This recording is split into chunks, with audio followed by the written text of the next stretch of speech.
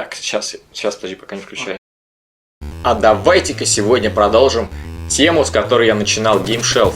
Тему контры. Но продолжим не в эту сторону. А, пожалуй, сначала закончим с первой частью, ведь помимо NES-овской версии, эта игра проделала путь немалый. Ах, да, вы, наверное, хотите знать, почему нет заставки левелапа. Нет левелапа, нет заставки. Оу, это ж с моей первой работы. А еще вы, наверное, хотите знать, что же со мной такое случилось. Я просто отрезал их. Ну, если кто-то скажет, что я теперь уже не тот, то я попробую вернуть их на место.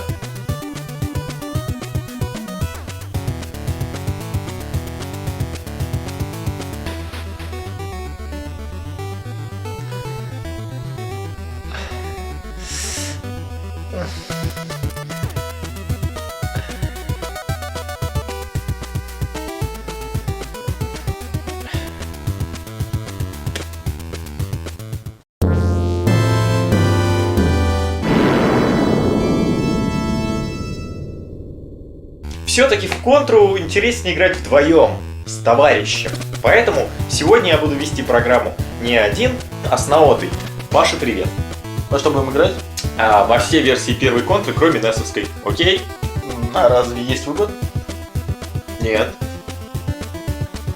Начнем, пожалуй, с источника, с самой первой контры, с версии для аркадного автомата. И где же мы возьмем аркадный кабинет? Да расслабься, я всю ночь качал и настраивал эмуляторы, потому что все эти контры выходили на таких динозаврах, что и вообще подумать страшно о том, чтобы найти все это в оригинале. Так, я буду на джойстике играть, а тебе вот на клавиатуру. Ну не, я пальцы ломать не собираюсь. Я же знал, куда я еду-то. Вот сейчас размотаю, можно играть. Ну что, монеток для игрового автомата у нас тут сколько угодно, на этот счет не беспокойся. Так неинтересно же, пройдем сейчас все с первого раза. Не, если все континью кончатся, то все заново придется начинать.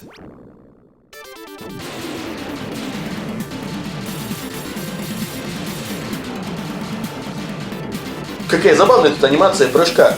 И пиктограммки оружия очень странные. Некоторые с крылышками, как на NES, а некоторые просто как огромный ствол выглядят. Тут все продумано. Помнишь, на NES те пауэрапы, которые тебе щит дают? Ага. Ну так вот, тут они тоже есть, но появляются они только в том случае, если у тебя сейчас нет оружия с крылышками. Ну то есть получается здесь, если у тебя крутое оружие, то обойдешься без щита. Типа того.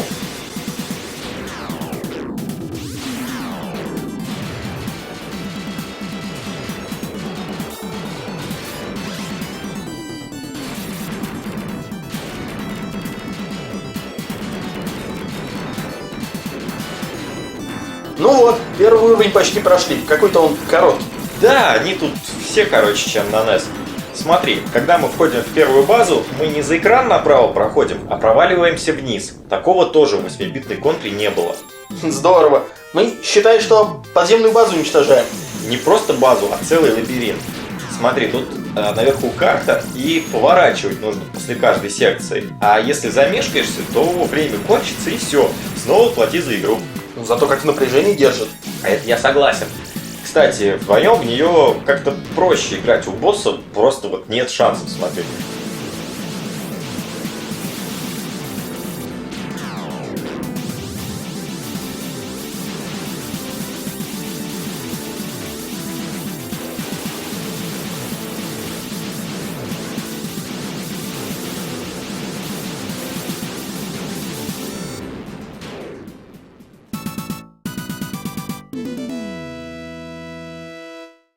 А вот сейчас я возьму свои слова обратно.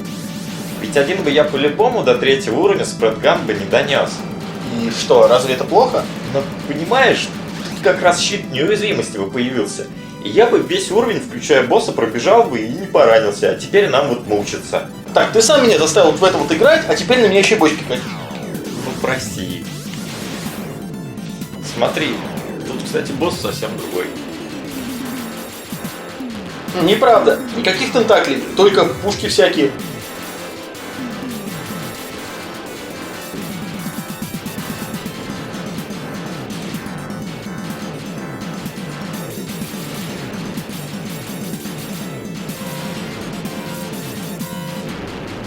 Так, теперь вторая база.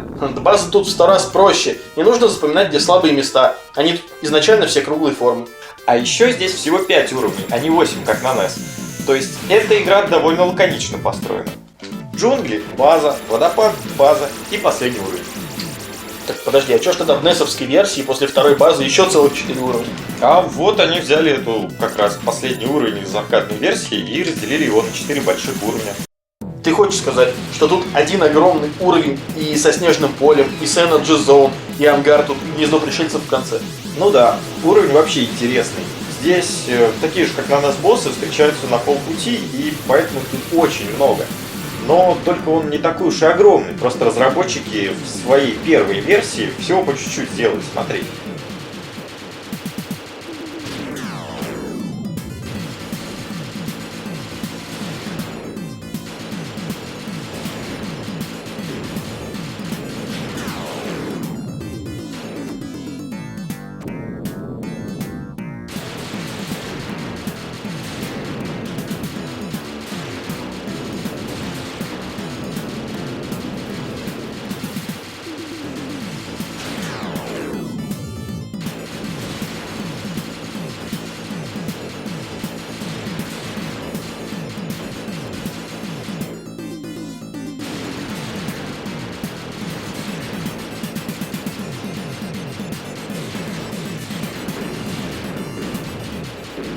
Все-таки легкая она какая-то. Вот уже Alien Nest.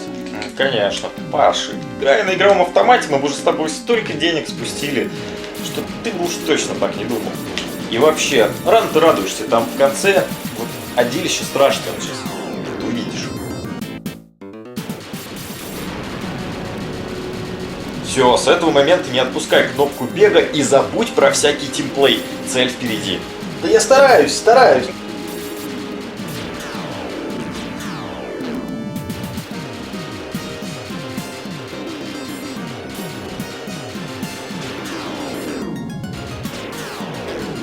Ну все, вроде дошли. Только аккуратнее тут, я прошу.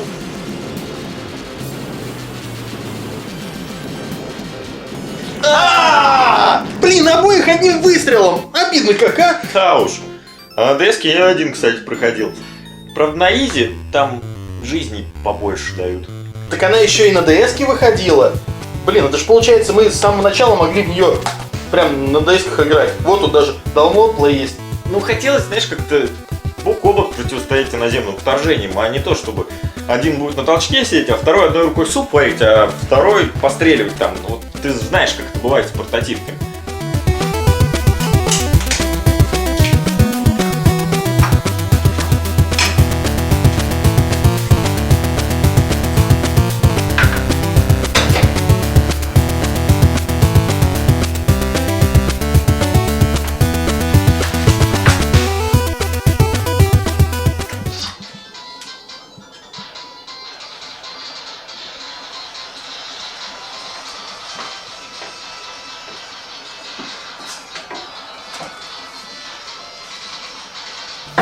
Konami Classic Series Arcade Hits. Ага, выходил только в Америке.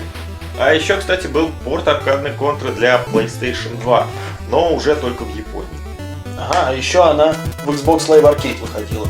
Так, побыстрее давай закончим уже с аркадными версиями. А что, это была не единственная? Был еще такой автомат Player Choice 10. А, знаю. Там можно было поиграть в 10 NES-овских игр, а монетки просто покупали время игры на нем. Точно. Особых отличий у этой контры нет от NES-овской, разве что палитра цветов у нее какая-то не родная. И присутствует дополнительный экран сверху. Так, теперь выбирай следующую контру. Версия для DOS, Amstrad CPC, Commodore 64 и ZX Spectrum. О боже, сколько их! Да, возможно, сегодняшний день тебе будет сниться в кошмарах.